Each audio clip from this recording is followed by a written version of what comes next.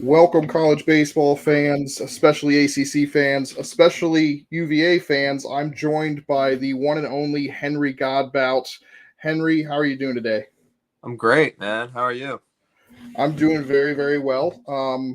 I'm a UVA fan myself, even though I cover the whole ACC. So I've gotten to watch you over the last 2 years, and it's been pretty great to watch you develop into the hitter that you've become. Um, I believe one of the most underrated hitters in the country. Um, the first thing I want to talk about is I've noticed you've been playing a lot of shortstop up there in the Cape. Is that looking like that might be the position that they're looking at putting you in next season?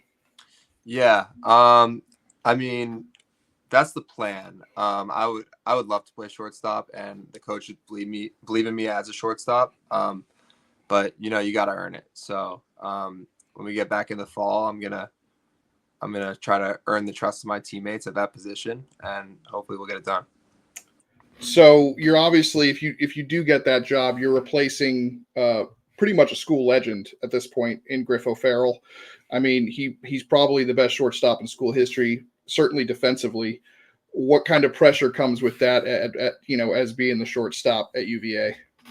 Yeah, I mean, for me, I don't really feel much pressure. I mean, I just go out there and play baseball at the end of the day. But I mean, playing with Griff the past 2 years has been great. He's been a great teammate, and he's obviously a great player. And I've kind of taken a few things from his game just by watching him. So I think it'll only help having a guy like that in front of you, who you can learn from, kind of bounce ideas off of is really going to help me going forward. I was going to say, you being at second base, being his primary double play partner, you've had a front row seat to seeing him make these incredible plays or making some really hard plays look really easy. Just from that point of view, are there ever moments where you're like, holy crap, I can't believe he just made that play? Yeah, I mean, he obviously has some crazy range. He gets to some balls that other guys can't get to, so that's obviously really helpful for our pitchers mostly. But yeah, I mean, we definitely turned some pretty cool double plays. That's pretty fun. Like I remember early in the year, it was like our first tournament. I think we were playing Auburn. I kind of went to my right and I flipped on the ball backhand, and it was a little offline, and he was able to kind of grab it with his other hand and make the play. So stuff like that is definitely pretty cool to play with. It's kind of funny. My next question was going to be, do you have a memorable double play that you two turned? And when I wrote that question, I was thinking of that specific play because I was in Jacksonville for that. And I was like, because your side wasn't easy either. You glove flipped it and he barehanded it. So like, it was just perfect all the way around. And that was the one double play that I don't think I'll ever forget the two of you making. Pretty special. Yeah, that was pretty cool. So, all right. So this year, 4 ACC schools got to Omaha, including UVA. And that list didn't even include some teams like, Wake Forest, who everyone thought would be there, Clemson, who a lot of people thought would be there, and Duke, who some people thought would be there based on their pitching staff. So you had all these great teams. What does that say about the conference, and how did that prepare UVA for postseason play? Yeah, I thought the conference this year I thought was especially tough. I mean, every series we went into, there were great arms. The teams were really tough. So, I mean, obviously that showed with teams making it to Omaha. But, I mean, that really is every year in the ACC. Teams are going to reload, retool. And it's just, I mean, it's one of the best conferences in college baseball. So you're always going to get some good competition. And it might be even getting a little bit better with Stanford and Cal joining. What is that something you've thought about already? How different that's going to be having two teams on the West Coast joining the conference?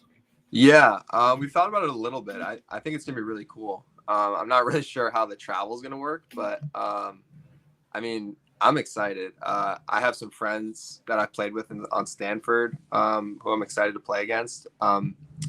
I just think it's going to be cool for everybody. Kind of getting to the West Coast, getting some new teams in the mix will be really fun. Yeah, that's what I always keep thinking about is the travel and like how are you supposed to be keeping up with classes and everything like that. I imagine that's especially when Stanford and Cal comes over for like a couple weeks at a time.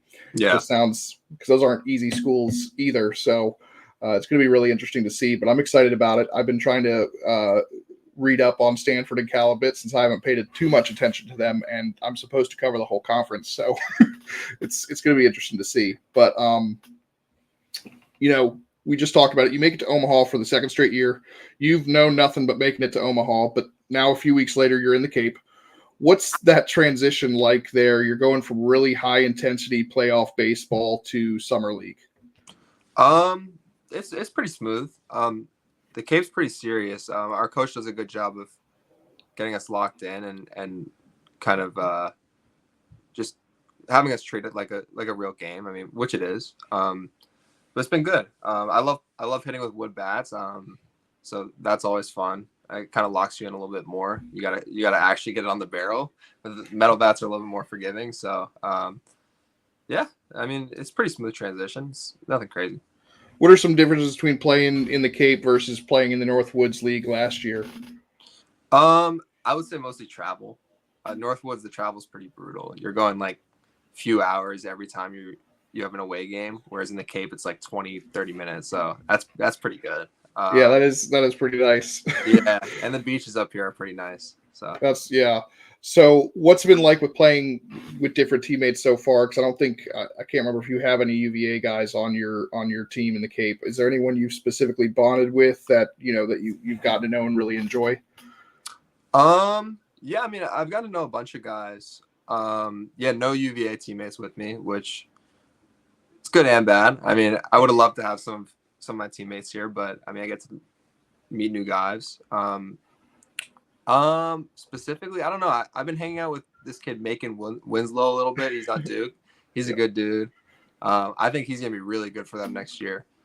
I mean, the Florida guys who just got here, I've been hanging out with a little bit.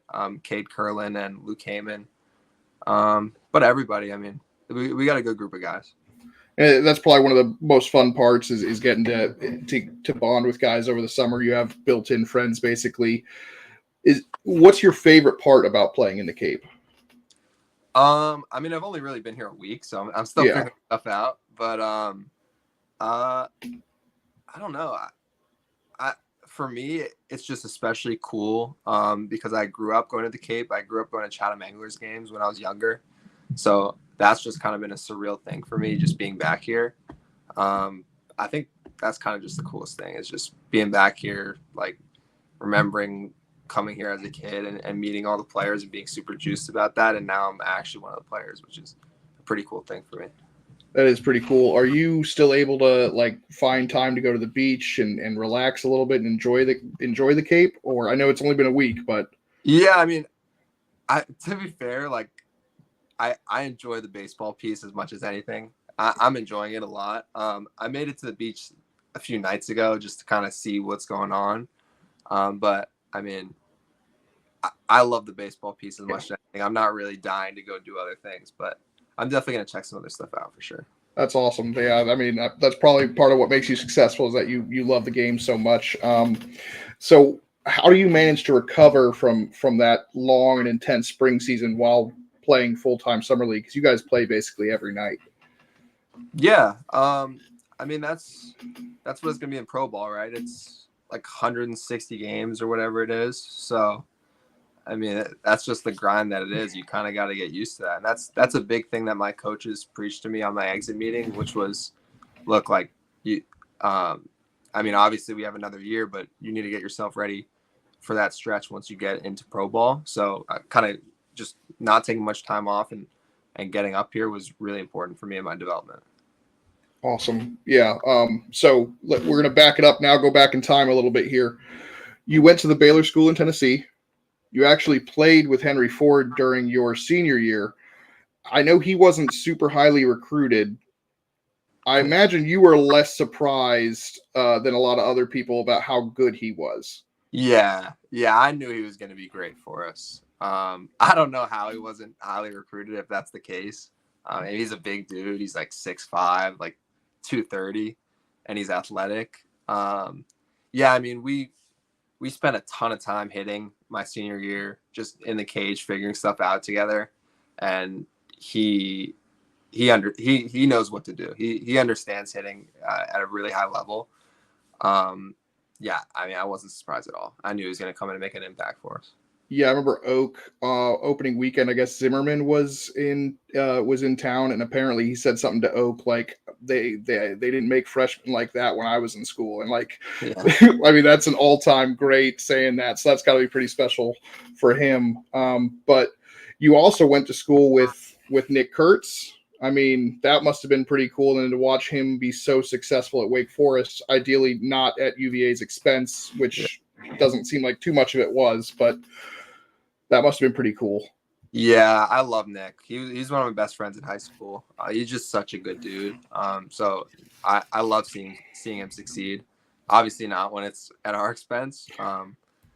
But I mean, it couldn't have happened to a better person. He's earned everything he's getting, and I'm just really excited for him. Yeah, can't wait to see where he gets drafted in a couple of weeks. Supposed to be, top 5, top 10 kind of guy. So you also played with a guy that might be coming to UVA. I know he's ranked pretty highly, Thomas Valencius. Yeah. You excited about possibly getting another high school teammate to UVA to grounds? Yeah, that'd be awesome. Yeah, he was kind of a late recruit. Kind of got a little Baylor pipeline going. I don't know how all that happened, but I mean, he's a great player.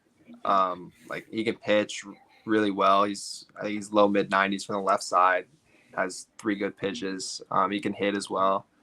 Yeah, I mean, obviously getting a guy like that would be amazing. Regardless of if he's my friend or not. But yeah, I mean, I hope he gets to campus. I know we have a bunch of guys in that class who kind of could sign, could not. So, I mean, I hope we get all of them, but Thomas especially would be really cool. Yeah, it's really interesting to see. I think there's a ton of highly rated recruits that it's going to be kind of hit or miss on whether they end up going pro or coming to campus. And, there's still the transfer portal open, but the roster looks really exciting and competitive for next year, especially if some of those big high school recruits make it to grounds. How excited are you about another opportunity to return to Omaha, possibly? I know that's getting way ahead of ourselves, but yeah. I mean, that's always the goal, right? I mean, that's what we preach in the beginning of the offseason is we're going to get to Omaha and we're going to win Omaha. And I mean, in the track record that our program has, we're pretty confident in that. So, I mean, we're always retooling. Yeah, I mean, I think we have some freshmen who will come in right away and hopefully help us get there. And that's kind of always the case. I don't know much about our transfer portal guys, but I know we got a few pitchers coming in. I know there's a 2-way guy from JUCO who's supposed to be pretty good. So, I mean, we had Jacob Ferentz last year who came out of nowhere and hit, what he hit, like 17 bombs. 17, like yeah. So, I mean, I'm sure some of those guys are just going to ball out. Yeah, and Jacob's coming back. Yeah. So, which I forgot about the extra eligibility because I was like, wait, what? So it's great that he's coming back. I mean, I enjoyed interviewing him because he was always so thrown off by the atmosphere because at Salisbury they don't have, D3 doesn't have a ton of fans, so he's always enjoying the atmosphere. But this season you suffered a little bit of an injury midseason that caused you to miss some time. What was it like dealing with this, and how frustrating was it, not being in the lineup? As you say, you're up in the Cape and all you're focused on is baseball, and mid-season you couldn't do that. Yeah, it was tough. I never really experienced anything like that, to be honest with you. So not being able to play for a chunk of the season in the middle of the year was tough for me, but I really just I try to stay engaged as much as possible. I was kind of in the dugout, like getting my timing right every game, just kind of visualizing myself taking at bats just to make sure at any point when I could get back, I was ready to go. And the coach did a great job kind of easing me back in when I got back. But that was big for me, just staying engaged in the game, just so I could get back as soon as possible. And it turned out it was kind of critical for Eric Becker, who suddenly had to step up. And because of that everyday role, he kind of broke out, which made him all the much better when he went back to that platoon situation. So it's interesting how that worked out for the team as well, despite a difficult situation. Yeah, 100%. So, which is pretty much how you would always want it to be handled, right? You want you want somebody to pick up the pace, but you want to be able to get back into it when you're healthy. Yeah. So playing at Fenway, I believe you grew up a Red Sox fan. I believe I read that somewhere, and you just talked about coming to the Cape. You got to play there in the Pete Frates Classic at the end of April, and then were you able to participate in Fenway Day the other day? Yeah. So what's that experience been like? I mean, that's got to be pretty special, right? Yeah, really, really cool. The first time when I got there back, I don't remember when we played BC, but that was really cool. Just being on that field, playing at a place that I grew up watching so many games, it was just really special. And then coming back today, or a few days ago, sorry, I got to actually take BP on the field, which was really cool, which we didn't get to do before. Got to smoke some balls off the monster, which I've always wanted to do, just hear that clang. Yeah, really cool. Yeah, that I was shocked when Oak had mentioned before you guys went up there that you guys wouldn't have time on the field beforehand, because I was sitting there thinking about the outfielders not really being able to like get used to the dimensions of the monster and everything, but still really cool moment for you guys to do that. Another thing you guys got to do way back in February, we talked about it briefly when we talked about your double play, but that Jacksonville Classic second weekend of the year, I believe, Oak talked about treating that weekend like a regional, and you guys went down in a couple of the games. It was pretty intense for early in the season. Even though it was so early in the year, did you guys think that experience helped prepare you guys for the postseason? 1,000%. 1,000%. I thought that was actually really huge, because normally in a ACC schedule you have maybe like 20 something games where they're all midweek type games where, I mean, it's good competition always. It's D1 baseball, but it's not the same as seeing a SEC or ACC Friday guy or Saturday guy. So seeing that early in the year and being tested a little bit, I thought was huge for us going into the postseason. Just kind of feeling like we've already been there a little bit, and knowing that we beat up on some good teams was really, really good for us. Yeah, so this past year you got to play in Jacksonville for that tournament. You got to go to Fenway. You guys made it to Omaha. Next year you guys get to go to Puerto Rico, and I'm hearing some rumblings about Round Rock as well. How excited are you for those big early season events? I'm very excited. I mean, I always love to play on a bigger stage, so I mean, the bigger the stage, the better, honestly. So I hope it's as fun as before. But at the end of the day, I mean, it's a baseball game. We're just going to treat it the same way. But yeah, I mean, playing in Puerto Rico is going to be pretty cool.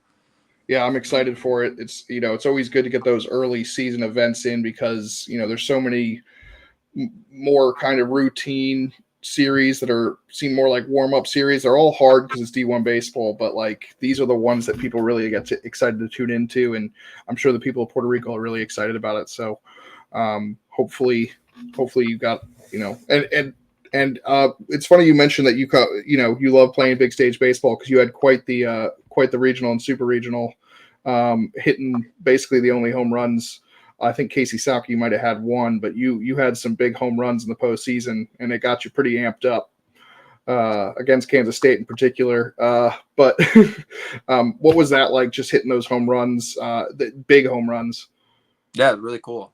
I mean, it's awesome. I mean, playing at home, I always said, even last year, I thought our super regional was even cooler than Omaha. Obviously, going to Omaha my freshman year was amazing, but having all of our fans there at the Dish just getting crazy during the super regionals is really, really special. So this year, when I was able to make some things happen and have some big moments, it was really cool.